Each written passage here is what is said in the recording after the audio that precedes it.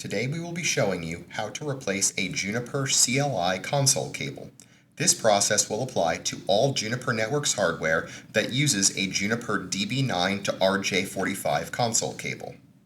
Once you have located the faulty cable, you will first need to unplug it from the console port, usually marked CON, on the Juniper hardware.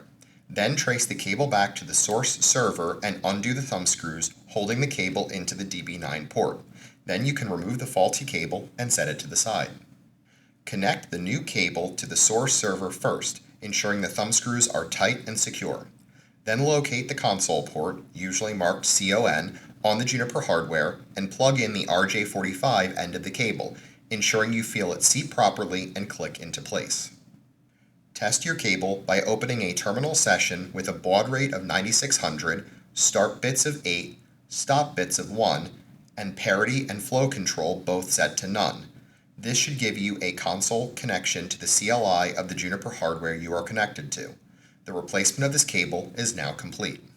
If you have any questions regarding your Juniper CLI cable replacement, please reach out to us at support@therocketplatform.com and we will assist you.